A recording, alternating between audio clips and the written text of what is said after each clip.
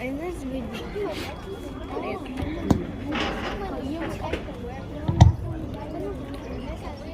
كل الناس قاعدة في مكانها، كل الناس ورا الأعلام، محدش عند لجنة التحكيم.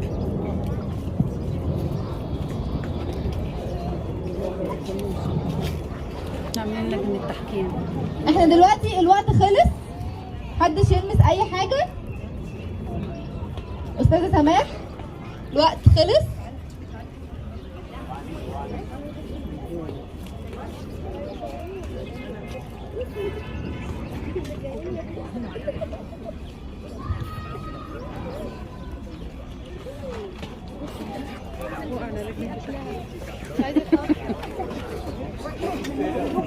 ماما هو ايه اللي هم بيعملوه ده؟ بيعملوا اكل يا توت. مين اللي يعمل اكل احسن ويكسب. مسابقة اكل بيطبخوا، كل واحدة فيهم بتطبخ وتشوف طعم مين احلى. اه دي لجنة التحكيم هم اللي هيقولوا مين الكسبان. 3 انا ما خدتش بالي بس. واحدة تالتة هناك اهي. هم بقى بيقولوا مين اللي كان احلى؟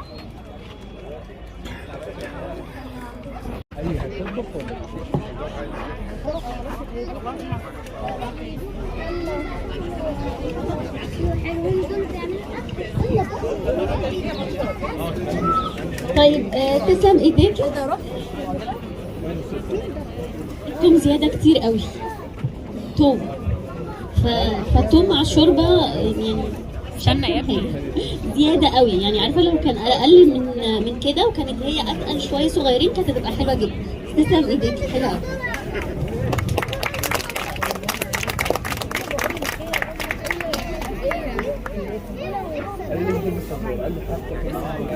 تسلم ايديكم الأول. بس الأول اولا انتي ورضا عملتوا حاجه، حطيتوا لبن بس وكريمه. لا في ميه، وفي ميه تحت، ولو طلبتي ميه كانوا هيجيبوا لك، وانتي ما حطيتي لبن وميه بس على المرقه، ما استخدمتيش مرقه. يعني سماح جابت لا مش المكعبات، ستوك شوربه. سماح جابت حله عملت فيها ستوك لوحده، فده فرق كتير بالظبط. انتوا عملتوا لبن بس وكريمه، فده اوكي. بس فين المرقه؟ فاهمه؟ فين الستوك؟ فين الشوربه؟ فين مسكرة؟ بصوا مبدئيا هو انتوا الثلاثه عملتوا حاجه حلوه، يعني انتوا الثلاثه كنتوا شايفين ابنائكم، انتوا الثلاثه عاملين حاجه كويسه جدا. الاستاذه ضحى كان المشكله عندها التوم الزياده، لبن وكريمه بس، وانتي برضه عملتي نفس يا سماح عملت ديون لوحدها. بقول لك ايه؟ ديون لوحده، وعملت الجبنه لوحدها وبعد كده حطيتهم على بعض. تمام؟ بس انا عايزة اعرف الوصفه بتاعتك حلوه جدا، بس هي شبه الكشك قوي. عارفه الكشك الالمازيه اللي هو الابيض ده؟ كان بتقول لو هو شويه كوتشيني اتحط فيها تبقى تحفه. ده تحفه. احنا خرجنا من الموضوع انها بقت سوق، ما بقتش سوق خالص. تمام. حتى الشيف اسماء حطت قوي، حطيتهم على بعض عملوا حاجه حلوه قوي. سماح تمام. المتسابقة اللي فازت معانا في راوند 2 شوربة الكريمة بالمشروم هي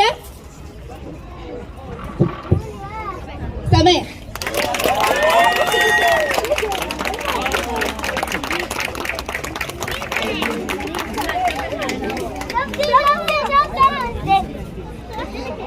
اللي على الشمال.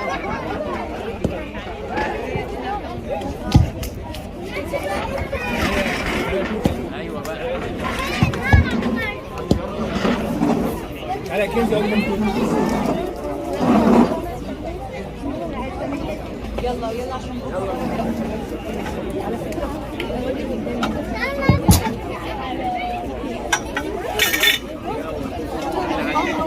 اللي عملتيه ده قولي لي رحله ماليش دعوه بقى. اول أول واحدة هتكمل معانا والحد التاني يكمل معانا عشان نشوف هي مش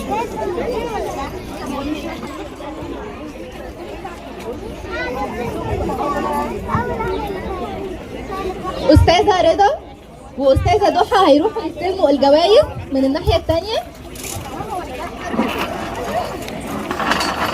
الجوائز اللي هتكون معانا هتكون من الشروق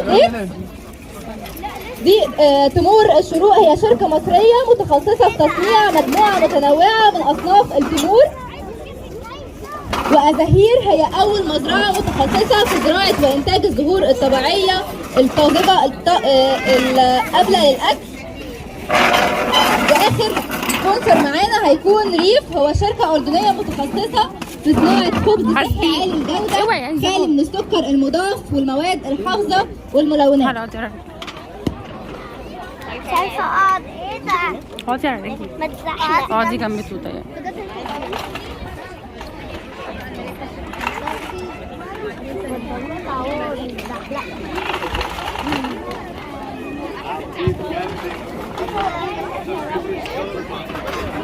حتة أنواع العدسات اللاصقة برضه لسه بتدور على عينك، عشان كده لازم تستخدمي اوبتي فري اكسبرت. محلول العدسات اللي بيديلك حماية مزدوجة للعين، لأنه مش بس فيه مضاد للبكتيريا، ده فيه كمان مضاد بس ما للبكتيريا. اعرفش دي بتكلميني انا اصلا. الحمد لله وراحة العين التهابات العين اللي يبقى انا كده حوارك بايه؟ مع اوبتي فري اكسبرت عدسات انا ضايع كشف نظر. الاثنين كشف نظر وفي نفس الوقت احنا عدسات ومحاليل. احنا اكشلي شغالين على العدسات بتاعتها تصوريها غالبا مزدوجة للعين 66 65 ده في كمان مضاد للفطريات، واستخدامه هيضمن لك رؤية أوضح وراحة العين طول اليوم. انت التهابات العين اللي مع اوبتي فري اكسبرس عدسات نظيفة لعين صحية. ماشي حبيبتي.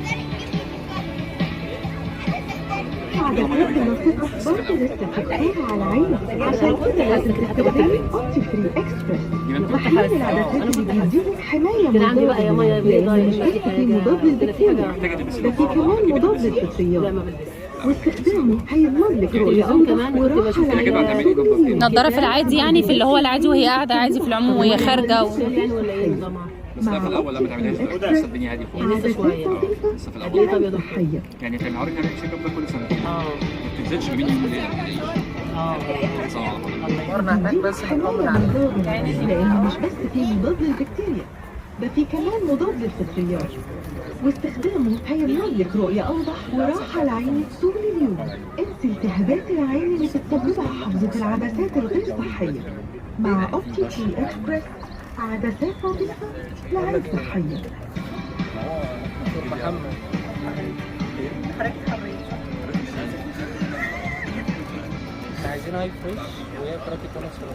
حتى لو بتستخدمي أجود أنواع العدسات اللاصقة برضه لسه في خطورة على عينك، عشان كده لازم مضاد للفطريات، واستخدامه هيضمن لك رؤية أوضح وراحة لعينك طول اليوم. انسي التهابات العين اللي بتسببها حفظة العدسات الغير صحية.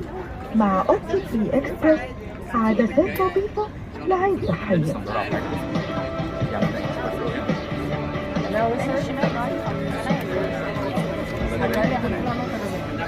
كم سنه؟